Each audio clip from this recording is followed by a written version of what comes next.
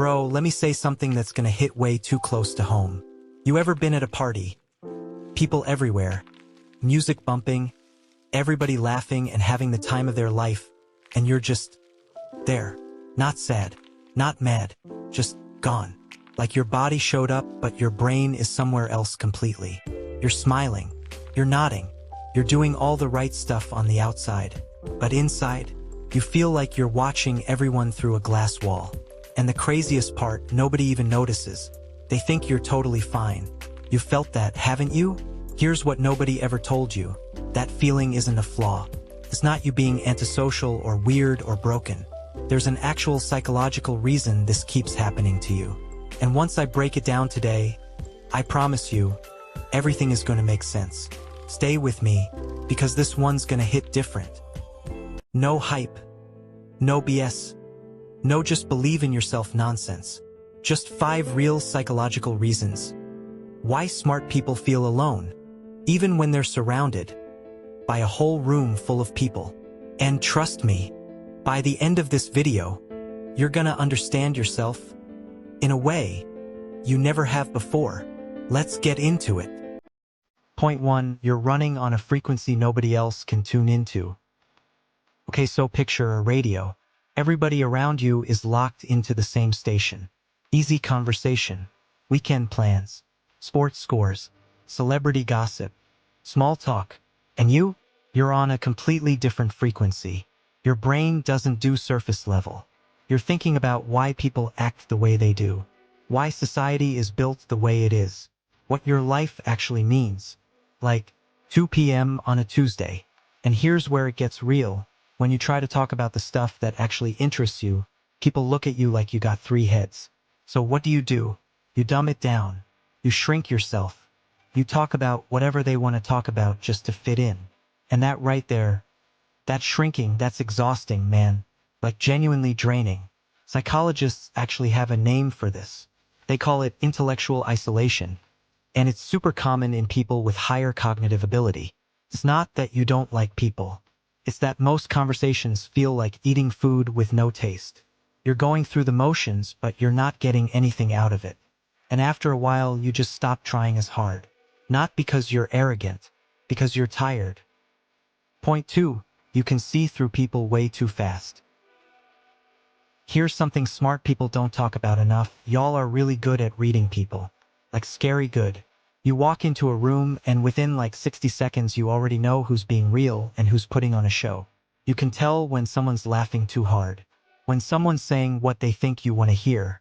When the whole vibe is just performative. And most social situations, they're full of that energy. People wearing masks, playing roles, saying the right things, looking good for the crowd. And you sitting there like, I can see all of this. And it makes the whole thing feel fake. So instead of leaning in and playing along, you pull back. Because participating in something that feels fake feels worse than just standing on the sidelines. Researchers call this hypervigilance to social cues. And it's way more common in people with higher emotional and intellectual intelligence. You're not being paranoid. Your brain is literally picking up signals other people miss completely. But here's the flip side nobody talks about. That same ability that helps you see the truth, it also makes it really hard to just chill and enjoy being around people without analyzing everything. You can't turn it off. And that gets lonely real fast. Point 3. You're constantly translating yourself and it's wearing you out. Okay, real talk. How many times have you started explaining something you're genuinely excited about, and you can see the person's eyes glaze over halfway through your first sentence? So you stop. You simplify. You cut it down. You find a different angle. You try again. And maybe they get it a little bit. Or maybe they just nod and change the subject. And you smile and go along with it, but inside you're just like, man, this is called code switching. And smart people do it constantly without even realizing it. You're always adjusting, always translating, always making yourself smaller so other people feel comfortable. And after you do that enough times, you just stop bringing up the real stuff altogether. You keep the deep thoughts to yourself. You save the real conversations for nobody, because there's nobody around who gets it. And that silence, that holding back, that's one of the loneliest feelings in the world. Because you're not alone because nobody's around. You're alone because the real you never gets to show up. Point 4. Your bar for real connection is way higher than most people's. Here's something most smart people won't admit: y'all are picky. Like really picky about who you let in. And I don't mean that in a bad way. I mean surface-level friendships feel pointless to you. You don't want to talk about what happened on reality TV last night. You don't want to do small talk about the weather for the 100th time.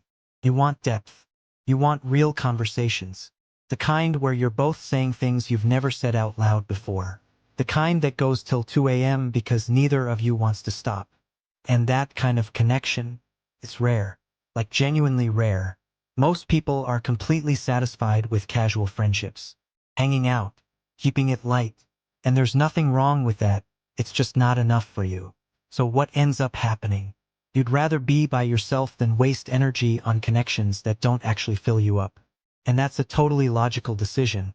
But the result is you end up spending a lot of time alone. Psychologist Stuart Brown calls this the difference between proximity and connection. Being near people isn't the same as actually connecting with them.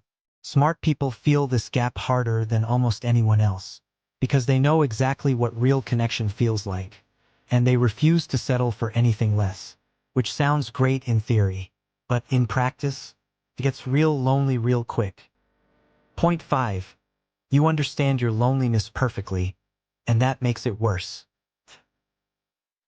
Okay, this last one is the one that's gonna mess you up a little bit. Here's the cruel irony of being a smart, self-aware person. You can explain your loneliness perfectly. You can break it down, analyze it, name every single reason why it happens. You could probably write a whole essay on it right now. And none of it, makes you feel any less alone. That's the trap. Your intelligence gives you all this clarity and zero relief. You sit there and think, I know exactly why I feel this way. I understand the psychology. I see the pattern. And then you still go to bed that night feeling disconnected from everybody around you. Psychologists call this the introspection trap, where self-awareness becomes a loop you can't escape. You keep analyzing the problem instead of actually moving through it. And the worst part? The smarter you are, the more detailed that loop gets. The more reasons you find. The more layers you uncover. Until understanding your loneliness becomes its own full-time job. That's not weakness. That's not a character flaw. That's just what happens when you've got a brain that never shuts up, even when you really wish it would. Look, I'm not telling you all of this to make you feel worse.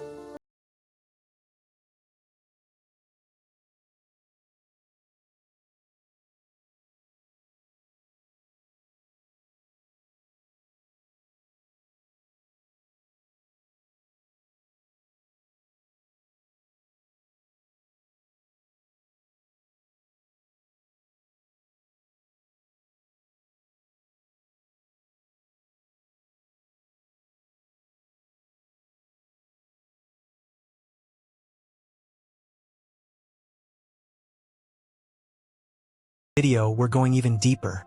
Because here's the thing about smart people that absolutely nobody talks about. They self-destruct in relationships. On purpose. Without even realizing they're doing it. And the psychological reason why is one of the most fascinating and honestly heartbreaking things I've ever come across. That's next. You don't want to miss it. And real quick, if this video described your life a little too accurately, drop a comment. Tell me which point hit hardest. I read all of them, every single one.